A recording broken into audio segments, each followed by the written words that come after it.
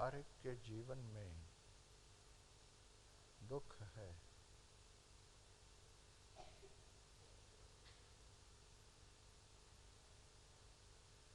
क्योंकि पाप है।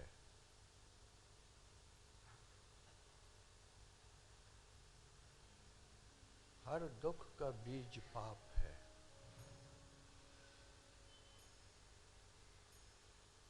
अगर दुख से मुक्त होना चाहते हो तो हर पाप से मुक्त होना होगा।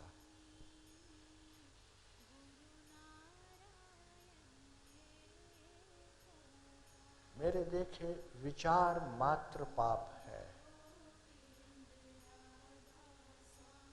तुमने देखा, किसी की गाड़ी देखी और ध्यान गया कि मेरे पास तो गाड़ी नहीं है। किसी का घर देखा, फ्लैट देखा, मकान देखा दूसरे का, तो विचार उठा कि मेरे पास भी होना चाहिए। दौड़ शुरू हो गई, होड़ शुरू हो गई, एक प्रतिस्पर्धा शुरू हो गई। बस वहीं पाप शुरू हो गया। वहीं पाप का जन्म हो गया। कोई भी विचार विशुद्ध रूप में पाप रहित नहीं है। कोई भी तुम विचार करते हो, उसी में मन बाहर जाता है, और बाहर झंझट है, बाहर माया है, बाहर जो है दरअसल वो है नहीं। बाहर छलावा है, बाहर असत है। उस असत के कारण जीवन में झूठ उतरता है, असत उतरता है, और हर विचार के कारण जीवन में खोट आता है।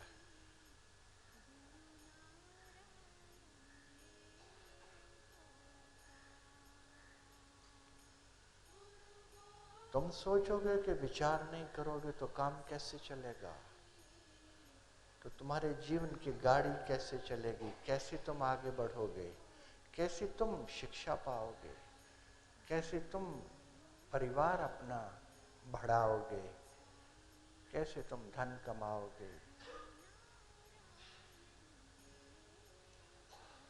ये सब तुम्हारे विचार से नहीं होता है।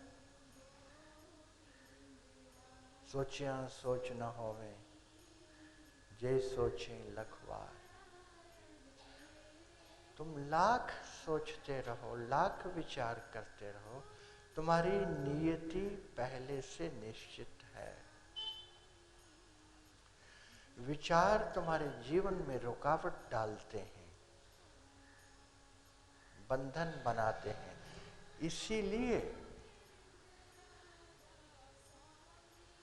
हर संत ने, हर ऋषि ने, हर सतगुरु ने, हर मुनि ने एक ही उद्घोष किया है कि उस मन को, उस बुद्धि को जिससे विचार उठते हैं, उस पर नियंत्रण लगाओ, उसको पकड़ो, उसको बाहर जाने से रोको।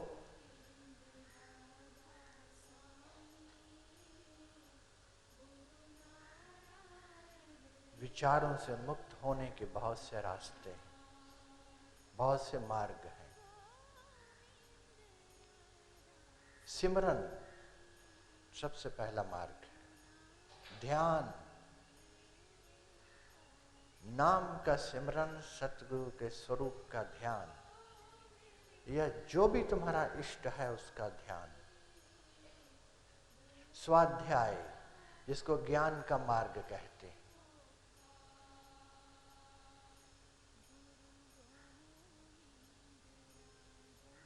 भक्ति का मार्ग, भक्त चलता है, प्रेम उमड़ता है उस अपने मालिक के लिए, और भक्त उसकी तलाश में निकलता है। और भक्ति का जन्म होता है, वो भी एक मार्ग है।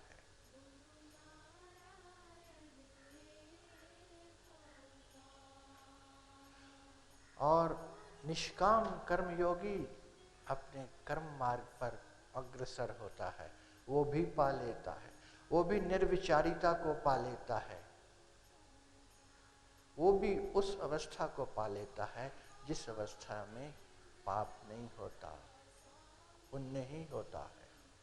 और पुण्य भी निष्काम पुण्य, जिसमें कोई वासना नहीं है, जिसमें कोई कामना नहीं है, जिससे बंधन नहीं बनते हैं, जो सदा से तुम्हें बंधन मुक्त रखता है।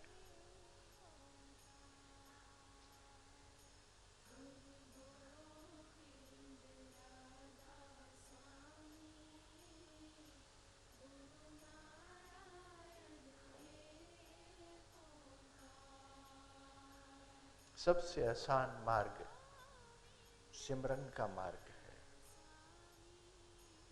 इससे आसान कुछ भी नहीं। परमात्मा की याद, उस मालिक की याद, उस मालिक का सिमरन, उसका सिमरन करो। उसके सिमरन से तुम मन से ऊपर उठते हो, मन से ऊपर उठते हो। सिमरन क्या है? पहले तुम ओम का, ओंकार का, राधा स्वामी का, किसी भी नाम का सिमरन करते हो, कंठ से उच्चारण करते हो, मुंह से उच्चारण करते हो। ये पहला आयाम है। उसके बाद सिमरन और गहरे उतरता है, तो मन तुम्हारा उसी नाम का जाप करता है, सिमरन करता है, वो तुम्हारा जाप चलता है। और जाप करते करते उसके आगे एक ऐसी अवस्था आती है जिस अवस्था में मन नहीं रहता, जाप करने वाला मन चुप हो जाता है, बैठ जाता है, मन नहीं रहता, मन डूब जाता है, अपने ही स्वरूप में डूब जाता है, अपने ही निज स्वरूप में समा जाता है, लेकिन सिमरन चल रहा होता है और तुम उस सिमरन को सुनते हो। ये तीसरी अवस्था है सिमरन की, जिसमें सिमरन करने वाला सिमरन नहीं कर रहा, केवल साक्षी भाव से, दृष्टा भाव से सिमरन को सुनता है। वो शब्द है जो खुलता है भीतर, और तुम शब्द के सुनने वाले हो जाते हो। जिसको हमने राधा स्वामी मत में या संत मत में कहा ना, शब्द खुल गया। वो सिमरन करते करते वो अवस्था आ जाती है कि भीतर एक नाद जागता है,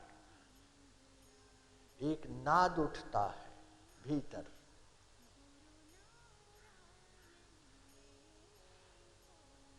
वो आनंद का नाद, वो आनंद की गूंज वो भीतर उठती है। जब तक तुम उसका अनुभव ना करो, जब तक तुम सुन न लो उसको, तुम्हें पता नहीं लगता, अनुभव में नहीं आता कि वो कैसी गूंज है। वो विशुद्ध आनंद की गूंज है। वहां मन नहीं रहता, वहां विचार नहीं रहते। उसी को गुरु नानक देव जी महाराज फरमाते हैं ना सुखमनी साहब में, उसी को प्रभ के सिमरन अनहद झंकार, सुख प्रभ सिमरन का अंत न पार। वो जो सिमरन है, उस प्रभु के सिमरन में जिसमें मन नहीं सिमरन कर रहा, अजपा जाप चल रहा है और तुम उसको सुन रहे हो, उसमें अनहद झंकार है। वो एक ऐसा संगीत है जो निरंतर है, जो शाश्वत है, जो परमात्मा के होने का एक ढंग है। इस अस्तित्व का वजूद है जो सदा है, लेकिन संसार के बंधनों के कारण, संसार के संबंधों के कारण, संसार की आवाजों के कारण, संसार के शोरगुल के कारण, संसार के ताने बाने के कारण वो सुनाई नहीं देता। वो होते हुए भी सुनाई नहीं देता। तुम खुले हो उसके लिए, फिर भी वो सुनाई नहीं देता। वो सुनाई देता है जब सब बाहर के भीतर के शोर बंद हो जाते हैं, सब गुफ्तगू बन जाती है, सब आवाजें बंद हो जाती हैं, सब विचार तिरोहित हो जाते हैं, सब भावनाएं समाप्त हो जाती हैं। जहां कुछ नहीं है वहां वो नाद, वो ओंकार का उद्घोष, वो संगीत अपने आप उठता है और तुम उसको सुनते सुनते उसी में डूब जाते हो, वही हो जाते हो, उसी का रूप हो जाते हो। इसी को कबीर साहब ने सुरत शब्द योग कहा। सुरत शब्द योग, कि सुरत उस शब्द के साथ मिल गई, वो ही हो गई, डूब ही गई।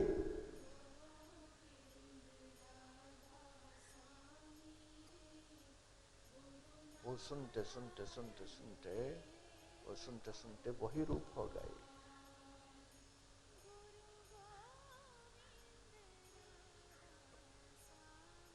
उसी को सुनते सुनते उसी के पार हो गए, शब्दातीत हो गए। वो शब्द पीछे रह गया, तुम आगे निकल गए, तुम परम शून्य में डूब गए। ये सिमरन का रास्ता है। मैंने तुमसे कहे कितने रास्ते हैं, उनमें से अगर तुम सिमरन के रास्ते पे ही चलो, जो कि बड़ा आसान है, तो उन विचारों से, उस ताने बाने से, उन चक्रों से जो पाप को पैदा करते हैं, जो पाप को जनित करते हैं, जो पाप को जन्म देते हैं, उनसे तुम छूट जाते हो, उनसे टूट जाते हो, वो रहते नहीं। केवल उस मालिक का नाम रहता है, केवल उसी का नाम गूंजता है, उसी का ओंकार वही गूंजता है। उसी को कहा प्रभ के सिमरन अनहद झंकार। वो अनहत नाद, वो अनहद नाद जिसमें कोई दुख नहीं, सब दुख पीछे तिरोहित हो गए, पीछे चले गए। वो जो सुनना है, उसके सुनने में सुख है। सुख प्रभ सिमरन का अंत न पार, उसका कोई अंत। एक अनंत अवस्था है सुख की, एक परम आनंद की अवस्था है, जहां कोई जंजाल नहीं, कोई झंझट नहीं, कोई झंझावात नहीं, जहां केवल परम आनंद की अवस्था है। उसी की तरफ सतगुरु इशारा करता है, उसी की तरफ आवाहन करता है, क्योंकि वही अवस्था तुम्हारा अपना गंतव्य है, वही मंजिल है, वही मंजिल मकसूद है। बाकी तो सब मिट जाएगा, बाकी तो सब अब है, थोड़े समय के लिए, फिर नहीं है। और उसके सिवा जो भी है, उससे दुख और विषाद तो उठेगा ही उठेगा, देर अबेर उससे विषाद उठेगा।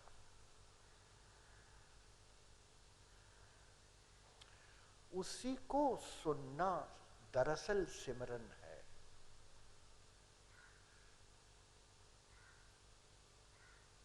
उस दिन वो लोग आ गए, मेरे से पूछने लगे, वो जपजी साहब की 10वीं पौड़ी सुनिए, सत संतोख और ज्ञान, सुनिए सत संतोख ज्ञान, सुनिए 68 का स्नान, कि सुनने मात्र से सत्य, संतोष और ज्ञान तुम पा लेते हो। केवल सुनना, कुछ नहीं करना, केवल सुनना। क्या सुनना? जो अब सुन रहे हो। अब कौन सुन रहा है? जो लोग यहां इस मंदिर में बैठे हैं, उनमें से कौन सुन रहा है? अगर तुम सच में सुनने लगो तो सत्संग हो जाए, तो तुम्हारी समाधि लग जाए, तो भीतर का शब्द उठाए, वो जाग जाए, वो खुल जाए।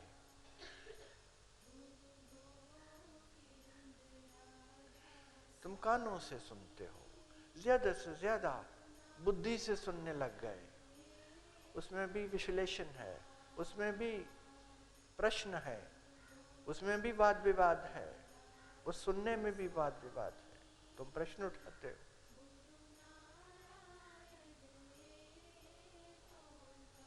थोड़ा और आगे गए तो मन से सुनने लगे, मन वहीं डूबने लगा उसी सुनने में। मन से भीतर से सुनने लगे, वो भी कोई सुनना इतना गहरा नहीं है, क्योंकि उसमें भी विचार उठेंगे, वो भी सुनना पूरा सुनना ना होगा। भावनात्मक स्तर पर तुम सुनते हो, वो भी सुनना पूरा ना हुआ। प्रार्थना पूर्ण सुनते हो, थोड़ा थोड़ा और गहरे गए। श्रद्धा पूर्ण सुनते हो, थोड़ा और गहरे गए। लेकिन साक्षी होके सुनते हो, दृष्टा होके सुनते हो, जहां तुम नहीं रहते हो, बस भीतर वो सारा सुनना चलता है, वो सबसे बढ़िया सुनना है। सत्संग ऐसे घटित नहीं होता है। तुम सुनते हो, सुन के चले जाते हो, उसको सुनना नहीं कहा। सच्चे पातशाह हजूर गुरु नानक देव जी महाराज ने जब ये कहा, उनका पहला फरमान उस जपजी साहब में, जब उन्होंने कहा कि सुनिए सत्य, संतोख, ज्ञान, तो कौन सा सुनना है? ये वो सुनना है जिसका जिक्र मैंने अभी किया। जब मन नहीं रहता है और वो शब्द भीतर जागता है, वो उठता है, वो आनंद का हिलोरा आता है, वो आनंद उद्घोष बन करके वो भीतर गूंजता है। वो एक गूंज है, वो कोई शब्द नहीं है। जो तुम्हारे संसार के शब्द हैं उनमें नहीं आता, बस वो एक ध्वनि है। ध्वनि कहना भी गलत है, वो एक गूंज है, गूंज कहना भी गलत है। वो अनुभव में है आती, तो तुम्हारे सब कष्ट रोहित हो जाते हैं। कोई पाप नहीं बचता, कोई कष्ट नहीं बचता। क्यों जाते हो सतगुरु के द्वार पर अपने कष्टों के निवारण के लिए? चाबी तुम्हारे हाथ में है, कष्टों के निवारण करने का रहस्य तुम्हारे अपने हाथ में है। सतगुरु वही सतगुरु है जो उस रहस्य को तुम्हारे सामने खोल देता है, और वो चाबी भी तुम्हारे हाथ में दे देता है कि ये रहा खजाना, ये रही चाबी, खोल लेना और सब पा लेना। वो सारे खजाने तुम तक खोल देता है। सुनिए सत, संतोख, ज्ञान, तब सत उतरता है, तब सत्संग होता है, तब परमात्मा झांकता है तुम्हारे ही हृदय से, तब वो मालिक हिलोरे लेता है तुम्हारे भीतर, तब तुम आशीर्वादों से भर जाते हो।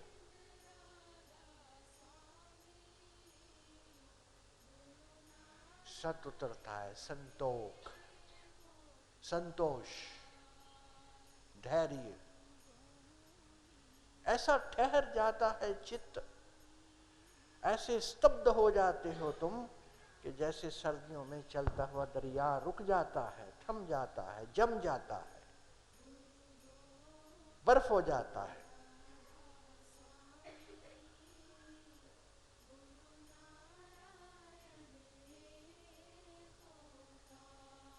ज्ञान, वो ज्ञान, कौन सा ज्ञान?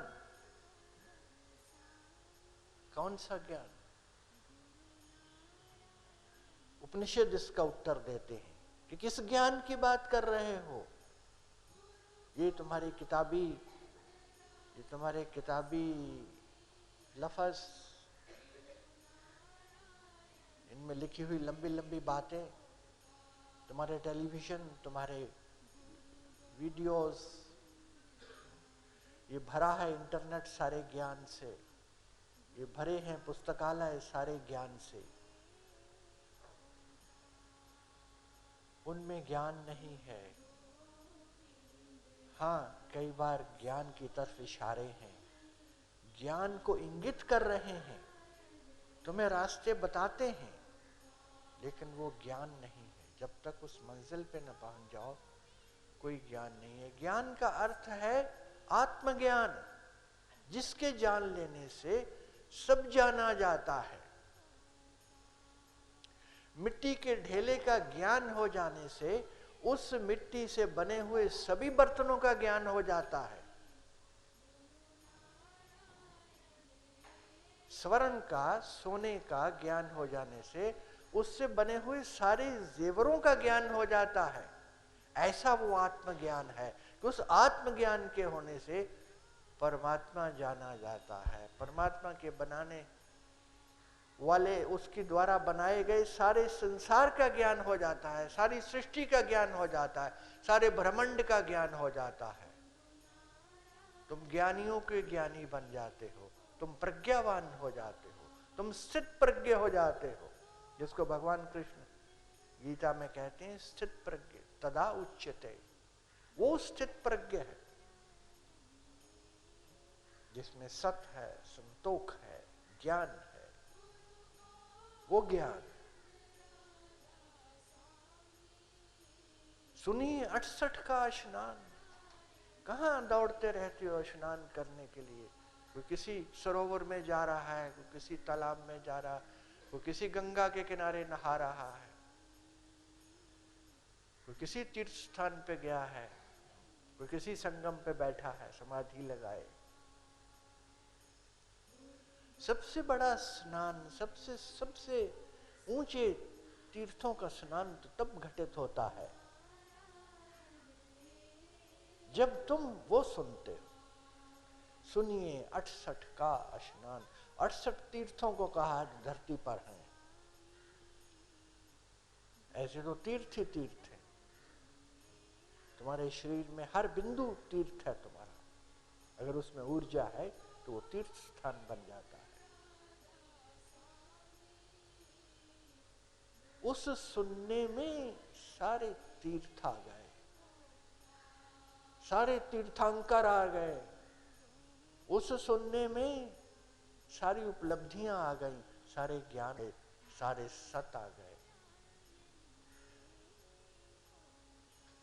कुछ भी बाकी ना बचा तुम्हारे लिए। सुनिए पढ़ पढ़ पावे मान, सुनिए लागे सहज ध्यान। उस सुनने में तो तुरंत समाधिष्ठ अवस्था में आदमी जाता है। उसी में तुम्हारा मान है, नहीं तो हर इंसान अपमानित है। इस जगत में रह करके जो मिलता है वो क्या मान है? उसको तुम मान कहते हो। उस छलावे से बाहर आ जाओ। मान तो वो होता है जो सदा है, जो सदा रहता है, जो सच्चा मान है। यहां तो दुनिया किसी को नहीं बख्शती, संतों को भी नहीं बख्शती, सतगुरुओं को नहीं बख्शती। सामने आएंगे दंडवत प्रणाम करेंगे, सामने आएंगे तो लंबी लंबी बातें करेंगे। महाराज जी हम तो मर जाएंगे आपके बगैर। महाराज जी हमारी चमड़ी का जूता बना करके मैं पहनूंगा, अपनी चमड़ी का जूता बना करके आपके लिए लेके आऊंगा। लेकिन द्वार के बाहर होते ही निंदा, चुगली, बदखोई, ये संसार है। हमें मालूम है, हम किसी को कहते कुछ नहीं, लेकिन हमें मालूम है संसार की धारा ऐसी है। इस संसार से तुम तवक्को करते हो मान पाने की, प्रतिष्ठा पाने की, पद पाने की, ना। मान तो तभी तुम्हारा होता है जब वो तुम्हारे लिए अपना आंगन खोलता है, जब वो तुम्हें गोदी में बैठा लेता है, जब तुम अपने मालिक से मिल लेते हो, वहीं से सारे मान निकलते हैं जो सदा के लिए। सुनिए पढ़ पढ़ पावे मान, सुनिए लागे सहज ध्यान। सबसे सहज भी ध्यान है। तुम्हें रास्ता बताया, कहां चौकड़ियां मार करके बड़े बड़े त्राटक करते हो और इतने एकाग्र होकर के वो बनाने की कोशिश करते हो ध्यान। महाराज जी, ध्यान नहीं बनता है। ये सहज सरल सुगम रास्ता, और शब्द तुरंत खुलता है, तुरंत खुलता है, और उसी के खुलने में परमात्मा के सारे द्वार खुल जाते हैं। तुम पहुंच जाते हो उस परम अवस्था पर जहां सब उपलब्ध है।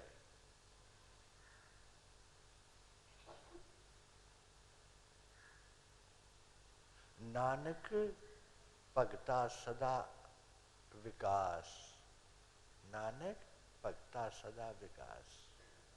सुनिए दुख पाप का नाश।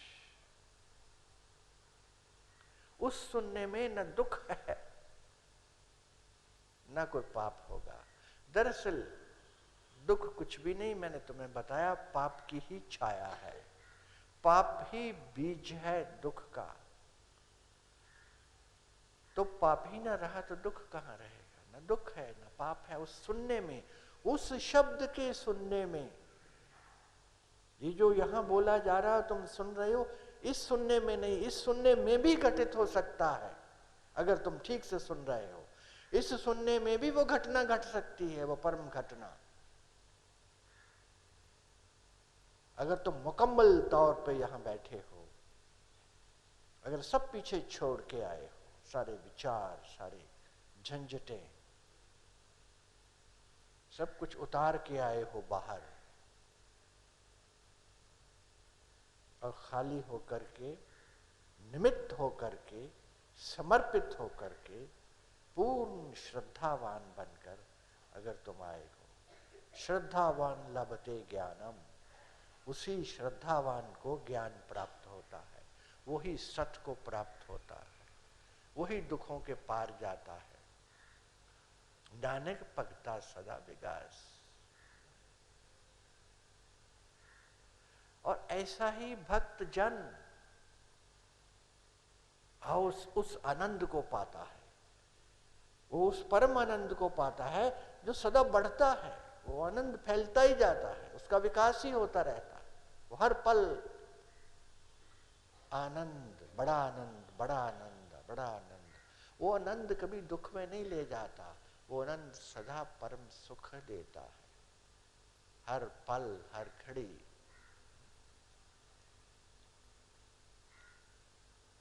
वो सुनना तब घटित होता है जब तुम सिमरन से अपनी यात्रा शुरू करो।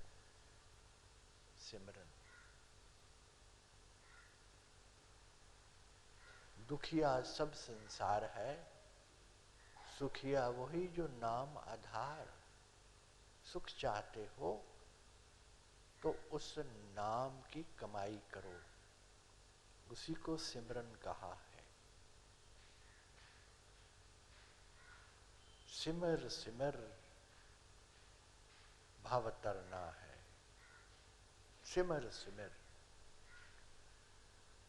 तुलसीदास जी फरमाते हैं, कलयुग केवल नाम आधारा,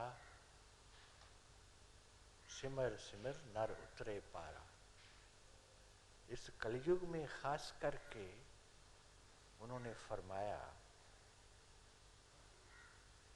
कि नाम ही एक आधार है, नाम ही एक ऐसी नौका है, सिमरन ही एक ऐसी विधि है जिस पे सवार हो करके, जिसको पकड़ करके, जिसको सहारा बना के, जिसको टेक बना के तुम पार हो सकते, सब दुखों के, सब जंजालों के पार जा सकते, उस परम की प्राप्ति कर सकते हो।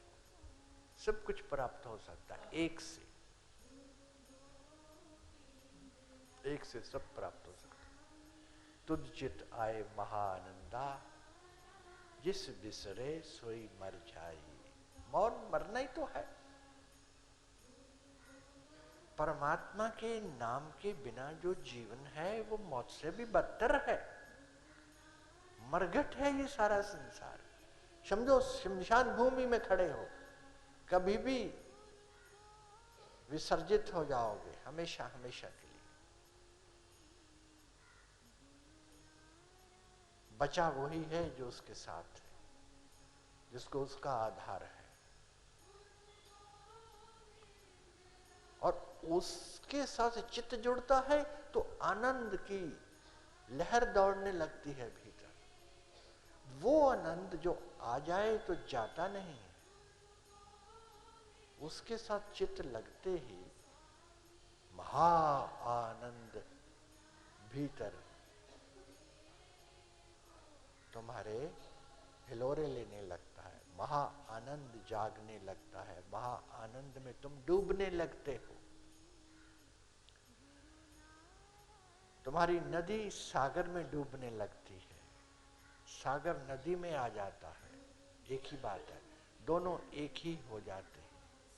और इस एक के होने में परम आनंद है, जिस बिसरे सोई मर जाए। कृष्णा बिल्कुल मरना है। और सिमरो सिमरो सिमर सिमर सुख पाओ, सिमरो सिमर सिमर सुख पाओ। देवराज कहाँ हो?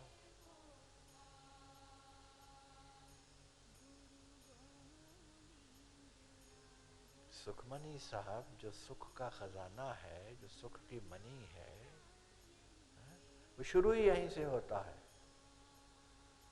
वो खजाना यहीं से खुलता है, वो यहीं से शुरू होती है। सिमरो सिमर सिमर सुख पाओ। कल क्लेश तन मां मिटाओ। सारे क्लेश अगर मिटाना चाहते हो तो एक ही रास्ता बचता है, जो आसान से आसान है गृहस्थियों के लिए, इस युग के लोगों के लिए, इस युग के लोगों के लिए एक ही रास्ता साफ सीधा, वो है उसका सिमरन, उसी का सिमरन।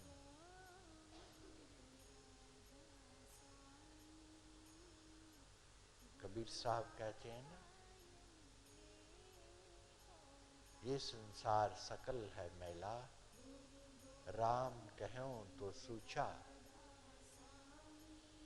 उस राम के भजन में, उस राम के सिमरन में ही ये संसार सत से भर जाता है, तभी ये सच्चा है, तभी तुम्हारे लिए किसी काम का है।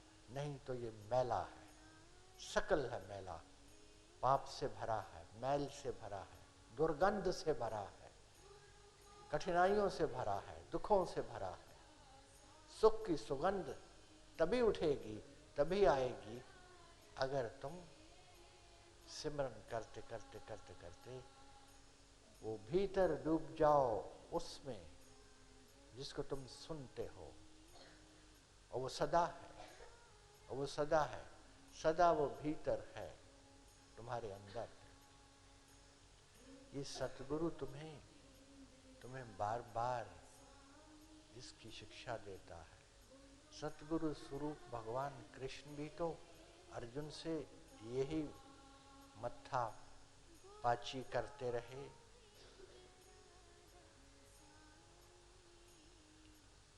या कहो माथा पच्ची करते रहे। अर्जुन की समझ में नहीं बैठता, तुम्हारी समझ में भी कहां बैठता है। अर्जुन विषादग्रस्त है, अर्जुन मोहग्रस्त है, अर्जुन अहंकार से पीड़ित है। उसके भीतर वो सब चल रहा है, वो युद्ध, और रो रहा है और प्रियजनों का मोह सता रहा है। कैसे मारे उनको, कैसे लड़े उनके साथ, और दुख में है। उस अवस्था में बड़े से बड़ा ज्ञान भी सतगुरु का उसको छू नहीं पाता। इतना बड़ा ज्ञान दे दिया सतगुरु ने, सारी निष्ठाओं की व्याख्याएं कर दी। इससे बड़ा ज्ञान कोई है नहीं धरती पर, जो थोड़े ही समय में भगवान कृष्ण ने अर्जुन को दे दिया। लेकिन कोई ज्ञान की किरण भीतर न उतरी, अंदर का अंधकार वैसे का वैसा ही रहा, कोई आलोक न हुआ। वो वैसे ही पीड़ित रहा उस अंधकार में। भगवान कहते हैं मनमना भव मद भक्तो मद्याजी माम नमस्करु। ऐ पागल इंसान, तू अपने मन को मेरे में लगा, मनमना भव, मद भक्तो, मेरी भक्ति कर। वो ही भक्ति है, मन को लगाना ही भक्ति है।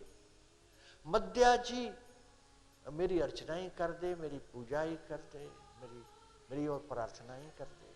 हाथ उठा दे आकाश में और मुझे याद कर ले, इतना ही कर ले।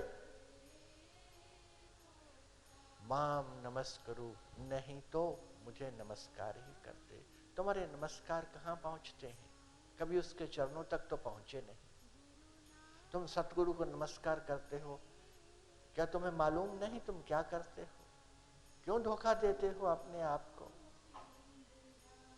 सतगुरु को तो धोखा ना दे पाओगे, लेकिन उससे भी मजाक करते हो। नमस्कार होता नहीं। नमस्कार का अर्थ है कि बस तुम नहीं हो, तुम मिट गए उसके चरणों में, तुम समर्पित हो गए, तुम झुक गए, तुम्हारा अहंकार तिरोहित हो गया।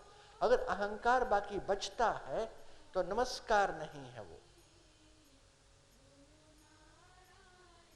तो कोई नमन नहीं है, तो कोई प्रार्थना नहीं है, कोई पूजा नहीं है। एक नमस्कार में सब घटना घट सकती है। एक नमस्कार के करते ही सब तुम्हें मिल सकता है।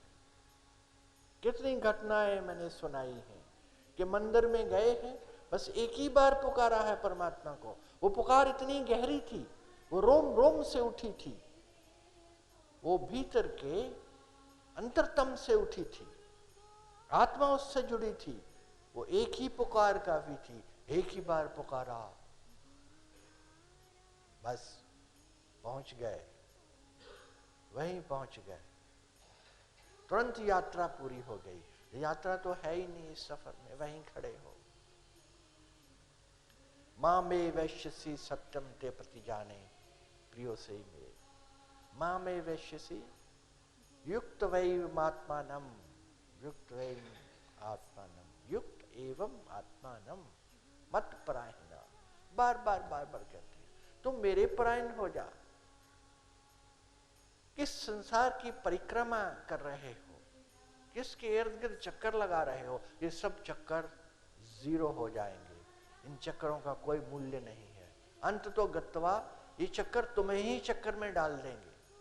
जिस संसार का चक्कर इंसान लगा रहा है, उसी चक्करों में डूबता है, उसी में दुख है, उसी में विषाद है, उसी में हर प्रकार की आपत्तियां हैं, उसी में मृत्यु है, अमृतत्व नहीं प्राप्त होता।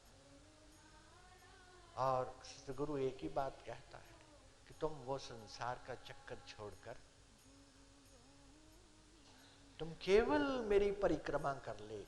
मत परायणा, मत परहा, मदाश्रया, मेरे आश्रय में आ जा। मदाश्रया लंबी बात ही नहीं है, आश्रय लेते ही एक रूपांतरण होता है जीवन में, पूरे का पूरा रूपांतरण हो जाता है। उसके बाद तुम नहीं रहते हो, कौवा हंस हो जाता है, ओमान सरोवर का हंस हो जाता है, जहां वो मोती चुगता है, वो सुख के, वो आनंद के मोती, सब बदल जाता है। एक के आश्रय में जाने से सब बदल जाता है। मत परायणा, मेरे ही परायण हो जा। तो मेव शरणम गच्छ सर्वभावेन भारत, तत्प्रसादात् पराम शांतिम अचिरेण अधिगच्छति। उसी के आश्रय में जाने से, उसी के निमित्त होने से, उसी के चरणों में झुकने से सब घटनाएं घट जाती हैं और जीवन बदल जाते हैं। संसार को जिस नजरों से देखते थे वो नजरें बदल जाती हैं। संसार वही रहता है, लेकिन पहले दुख दे रहा था, फिर सुख देने लगता है। वही संसार सुखी हो जाता है, तुम्हें सुखी कर देता है और सुखी सुख बिखेरने लगता है। इसलिए संसार से दौड़ने की बात नहीं है, समझने की बात है। उसी को समझो और इस सारी लीला के पीछे वो खड़ा हुआ वो परमात्मा तत्व, उसको समझ लो। विनश्यसु अविनश्यंतम यह पश्यति सह पश्यति। इस विनाश लीला, इस विनाशकारी संसार, इस अस्थिर जगत के पीछे साथ, इसके अंतरतम में डूबा हुआ वो परम तत्व, वो अनश्वर तत्व, वो सदा रहने वाला, उसको देख लो, उसको निहार लो। कैसे निहारते हो, कैसे देखते हो, कैसे देखते हो? सतगुरु तो दिखाई नहीं देता, और क्या देखोगे? सतगुरु होते हुए भी इंसान को दिखाई नहीं देता, क्योंकि किन आंखों से देखते हो जिनमें संसार बसा है। सतगुरु शरीर नहीं है। गुरु को मानुष जानते, तेनर कही अंध, दुखी हुए संसार में आगे जम का बंद, कबीर साहब कहते हैं ना। गुरु किया है देह को, सतगुरु चीना नहीं, कहें कबीरता दास को तीन ताप भरमाए। ऐसे इंसान के पल्ले सिवाय दुखों के और कुछ नहीं पड़ता है, जिसने सतगुरु को शरीर समझा है। तुम शरीर समझ के पूजते हो, तुम शरीर समझ के खाने बनाते हो और खिलाते हो, तुम शरीर समझ के उसके पांव दबाते हो, उसके पांव में झुकते हो। जब मैं झुकने की बात करता हूं तो हड्डी मज्जा मांस के बने हुए चरणों पे झुकने की बात नहीं करता हूं।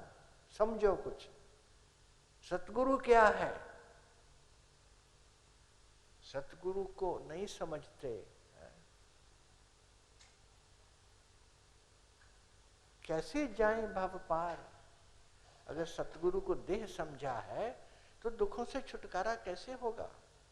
ये देह बीमार हो, ये देह दुखी होगी, ये देह पदार्थ है, ये देह धरती की है, ये देह इसी तत्वों से बनी है, ये पांचों तत्वों से। ये पदार्थगत है, इसमें मल आएगा, इसमें खराबियां आएंगी, उन्हीं के साथ तुम्हारा संग हो जाएगा तो सत कब उतरेगा? कब उतरेगा वो सत? नहीं, ऐसा कुछ भी नहीं है। सतगुरु को समझो। हम अक्सर कहा करते हैं कि तुम्हारे भीतर जो वो प्रकाश प्रकट होता है, जो शब्द खुलता है, वही सतगुरु के चरण हैं। वहीं से शुरू होती है तुम्हारी यात्रा इस पथ पर, अध्यात्म के पथ पर। देखते देखते देखते देखते भीतर चले जाओ। कृष्ण की दुविधा भी तो यही है। क्यों नहीं समझ पाता अर्जुन अपने सतगुरु को? क्योंकि वो सतगुरु ही नहीं देख पाता। अर्जुन सतगुरु को ही देख नहीं पाता। उसमें अपना सखा, अपना सारथी देखता है। उसमें एक जीवधारी, एक मनुष्य, एक शरीरधारी मनुष्य समझता है। उसके बाहर कुछ भी नहीं है। वो बड़ा रूप, वो विराट रूप देखने के बाद भी नहीं समझता कि ये ब्रह्म की निष्ठा है, कि ये परम तत्व है, तब भी नहीं समझता। तभी तो भगवान कृष्ण कहते हैं ना कि न तुमाम शक्य से द्रष्टुम नेनैव स्वचक्षुषा। इन अपनी आंखों से तुम देखने की कोशिश कर रहे हो, मुझे न देख पाओगे, कुछ न देख पाओगे। जो भी देखोगे वो मृत्यु के द्वार पे खड़ा है। जो भी देखोगे वो मिट्टी होगा, वो राख होगा। जो भी देखोगे वो सब नाशवान देखोगे। जो भी देखोगे इस संसार का देखोगे, इस धरती का देखोगे। मैं तुम्हें उस अनश्वर तत्व की बात कर रहा हूं, उस अनित्यता की बात कर रहा हूं। ये अनित्य से निकल के जो नित्यता की है, जो नित्य है, जो कभी नहीं मिटता है, जो परम है और जो सदा आनंद में है, परम आनंद में है, मैं उसकी बात कर रहा हूं। जो इन झंझटों से पार है, जो जीत हार से पार है, जो हानि लाभ से पार है, वो जो परम अवस्था है, वही तुम्हारा अधिकार है उसको पाना। मैं उसकी बात कर रहा। तू मुझे नश्वर जानता है। मेरे शरीर तक तुम्हारी आंखें जाती हैं, शरीर के पार का तुम्हें दर्शन ही नहीं हुआ। इसके भीतर बैठा हुआ जो परमात्मा तत्व है, जिसने अभी अभी तुम्हें विराट रूप दिखाया, वो भी तुम तब देख पाए जब मैंने तुम्हें अपनी आंख दी। न तुमाम शक्य से द्रष्टुम नेनैव से चक्षुषा दिव्यम ददामि ते चक्षु पश्यमेव योगमैश्वरम। मैं तुम्हें अपनी आंख देता हूं, तब तू देख। वो दिखाई दिया, लेकिन कब तक? वो आंख उधारी है, वो सतगुरु की दी हुई आंख है। तुम्हारे पे दया करके, बहुत दया करके, बहुत कृपा करके उसने आंख दे दी है, और एक झलक सी तुमने देख ली है। फिर वो आंख वापस ले लेगा सतगुरु। फिर तुम वही डूब जाओगे, उसी संसार में गोते खाओगे। सतगुरु वो है, सच्चा सतगुरु वो है जो तुम्हारे अपनी आंख को खोल दे। वो प्रज्ञा चक्षु, वो जो नेत्र है, वो जो भीतर का नेत्र है, वो जो आंखें खुल जाती हैं, जो साफ साफ देखने लगता है, वो जो आंखें खुल जाती हैं, और उन आंखों के खुलते ही विनाश की लीला के पीछे जो अविनाशी तत्व है वो दिखाई देने लगता है। तब सतगुरु के दर्शन होते हैं, तब तुम देख पाते हो सतगुरु के। नहीं तो मंदिरों से कुछ मिलता क्यों नहीं तुम्हें? कईयों को मिलता होगा, मूर्ति देखते हो, बस पत्थर की बनी हुई मूर्ति, वो तुम्हारी आंखें पत्थर तक ही रह जाती हैं। जो पत्थर के अंतरतम में वो ऊर्जा समाई हुई है, परम ऊर्जा, वो जो परम तत्व है वो दिखाई नहीं देता।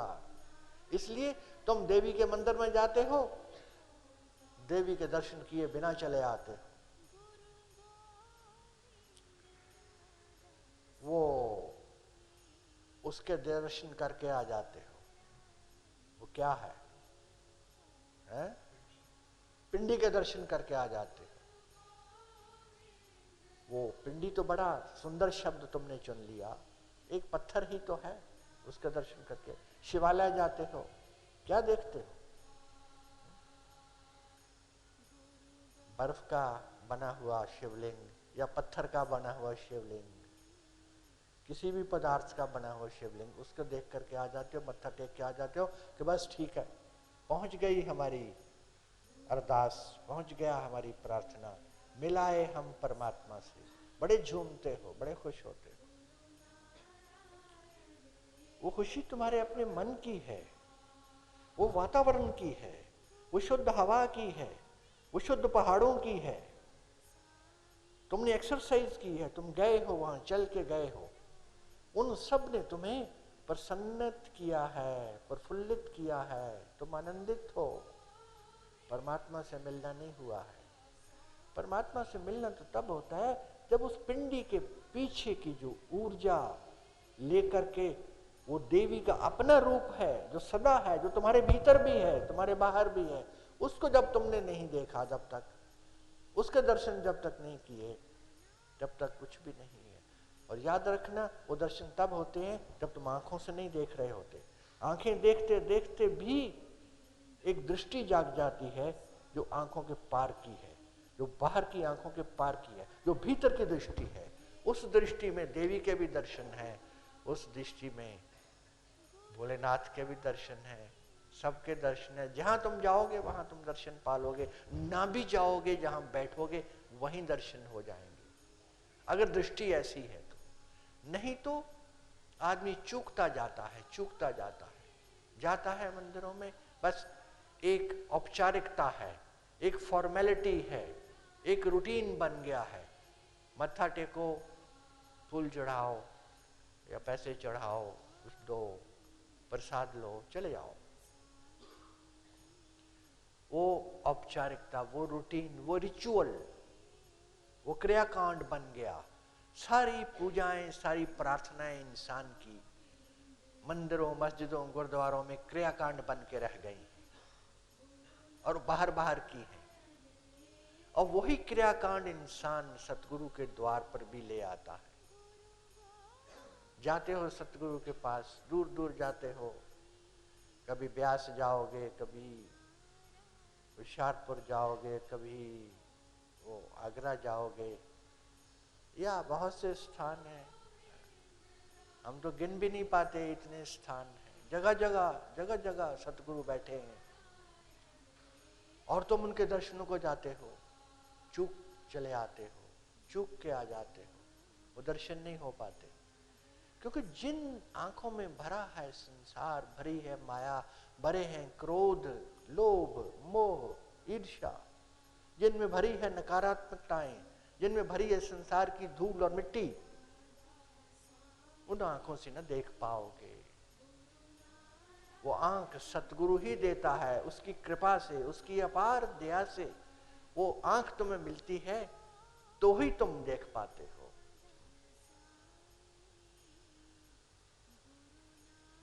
सिमरन ते लागे जिन आप दयाला, सुखमनी साहब का शब्द याद है ना? सिमरन ते लागे जिन आप दयाला। याद रखना, सिमरन भी नहीं हो पाएगा जब तक उसकी दयालुता नहीं होती, जब तक उसकी कृपा नहीं होती। वो स्वयं ही दयालुता करता है, कृपा करता है, तो तुम सिमरन करने के काबिल होते हो। इसलिए अगर सिमरन में भी बैठ करके आनंद आए थोड़ा सा, तो अहंकार मत लेना, अहंकार मत लेना, वही उसी की कृपा। तो फिर करना क्या है? बस समर्पण, उसी के चरणों में समर्पण करो, समर्पित रहो, वही तुम्हारी अवस्था को जानता है, वही भीतर बैठा हुआ तुम्हें चला रहा है। ईश्वरः सर्वभूतानां हृदयेशे अर्जुन तिष्ठति, वही भीतर बैठा हुआ। तदेवानुप्राविशत तत्सृष्ट्वा तदेवानुप्राविशत, तुम्हें बना करके तुम्हारे ही हृदय में वो बैठ गया है। उसको चिल्लाने दो, उसको चिल्लाने दो। तुम तो चिल्लाने नहीं, अपनी चिल्लाते हो, हर वक्त अपनी चिल्लाते हो। छोटी छोटी बातें मैं रोज देखता हूं, जिसको मैं इनकार करता हूं उसको तुम कर देते हो। तुम समझते हो तुम बहुत लायक हो, बहुत काबिल हो, अहंकार है भीतर बढ़ा हुआ। सतगुरु के इशारों को तो तुम समझते ही नहीं हो। सतगुरु की जो साफ बोली हुई बानी है, जो जोर जोर से बार बार बोली हुई है कि ये ना करो, ये ना करो, ऐसा ना करो, ऐसा होगा नहीं, वो भी तुम करने लग जाते हो।